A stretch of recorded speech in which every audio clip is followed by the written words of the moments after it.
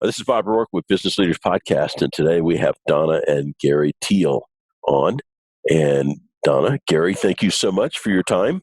You bet. This is going to be a little bit different episode. We're going to talk about the journey between deciding to sell your business and the process. So first off, tell us a little bit about your business. Well, we owned a small service business. We primarily did window cleaning was our main function, did everything from residential into high-rise. And then we also did snow removal services through the winter months. How long did you guys run the business? I originally bought it in 1986. I had worked for the company for about 6 or 7 years prior to that. Mm-hmm. And I bought it in fall of 86. And Donna came in. When did you come in and get involved? 96 or so. Yeah, 96, 97-ish. And she came in and helped with a lot of things, accounting stuff and things like that as time went on. And so what was the date that you closed on the sale of your business?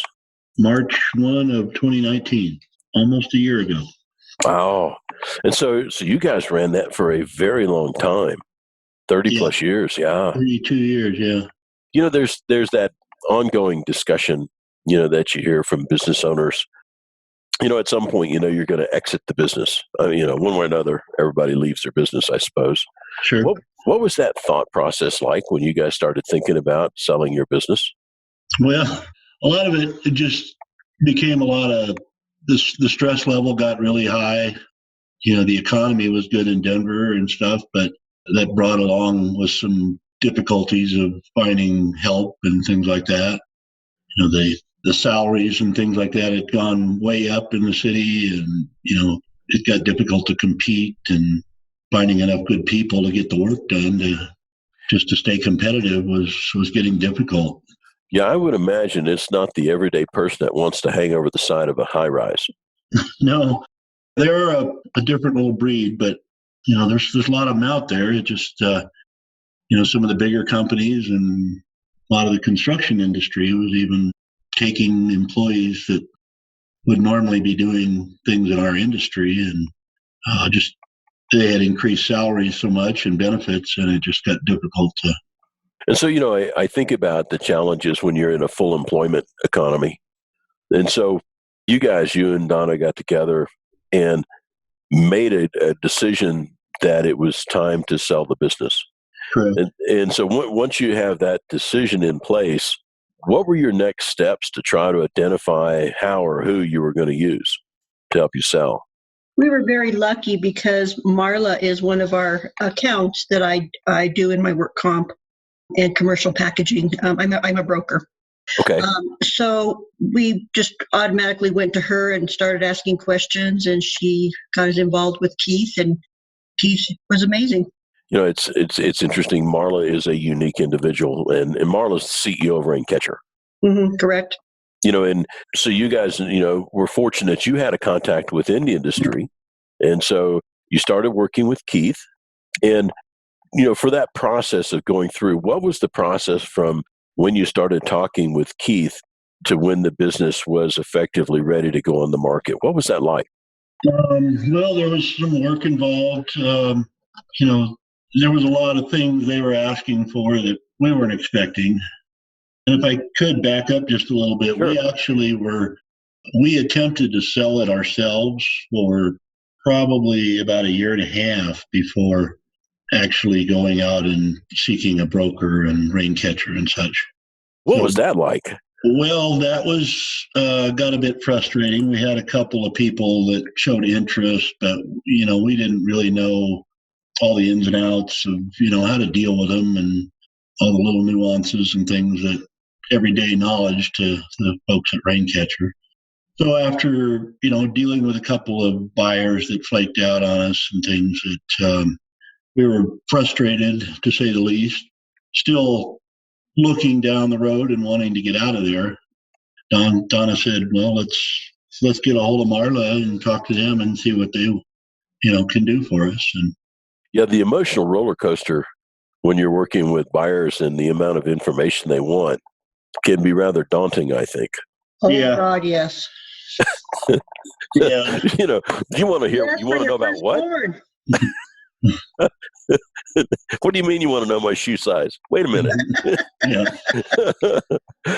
Well, I think about that transition. So you guys had already been through the decision process, tried to market yourself, started working with Keith, and I'm presuming that the nature of the questions that he asked, you'd kind of been through around that track once before. The questionnaire was extremely thorough, and it made us think outside the box, which was really great because it was able to help Keith put together a full story about King Kong. And I think that, it took us probably a good week just to, we'd go do a little bit of it, come back to it. I'd type it up. They would come back for another couple of questions. It was pages long, and it was very thorough, which was, we never even thought of 90% of those questions, to be honest with you. I think about, for most of the business owners, you're so busy running your company, making payroll, finding help, and dealing with this, that, and the other. I think to put your hat on backwards and start trying to look at your company from a buyer's eyes, I think that's a challenge. It is. Yeah, most definitely. As you went through that questionnaire, were there aha moments when you were going through that process on the questionnaire?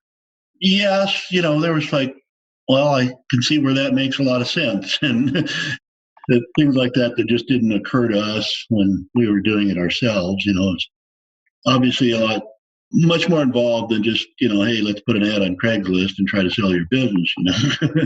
Yeah, and you'd already gone through, Gary, in dealing with buying the business before. So you'd already come through from a buyer's perspective when you bought the business. Yeah, but it was a lot different situation. It was. He bought it from a family member, and so it was behind the scene. Very simple. And as you think, as you think about it, so you had all your paperwork done, you'd been through all the process and so on. So once the paperwork was in and your business was listed, what was it like from that point going forward? It was pretty seamless. He would call us and tell us he has somebody interested, give us a background of them. We would then decide if we wanted to meet with them or not. We always try to do at least one meeting with them. So it was. After that, it just went boom, boom, boom, boom, boom. I was thinking about, I visited with Keith here not too long ago at a meeting up in Denver. And, I think there's a real relationship that gets started between you guys as the business owner and your broker like Keith. You guys want to comment on that relationship? He's he's got such a calming demeanor about him. A lot of times where we were stressed out and grumpy, at our wits' ends with the requests some of the buyers were asking for. And it seemed like we were repetitive, producing documents that were just repetitive and things. And well, we had one buyer that was, we went down the rabbit hole with him, and he was, oh my God, he was horrible, a horrible man. He wanted everything for free. He wanted us to pay him to take over the business, put it that way. And Keith just kept us calm. His demeanor is just amazing. Yeah, he didn't get rattled, and he took a little bit of verbal abuse from that one buyer, and he hung in there and, just run off his back, and we eventually moved on from that particular buyer. But I think about the emotional toll, and for you guys, you'd run the business so many years, really is like a family member. Mm-hmm. And then having somebody to be able to come in a little more objective and not so emotionally tied to the business, really has a value, I think. Oh, most definitely. He opened our eyes to a lot. Where you say that's a normal request, we're used to it. Yeah. Yeah, where for you, it may be the only time you've ever sold a business. And and for Raincatcher, they've sold hundreds of businesses. So right. Perspective is really nice to have on hand.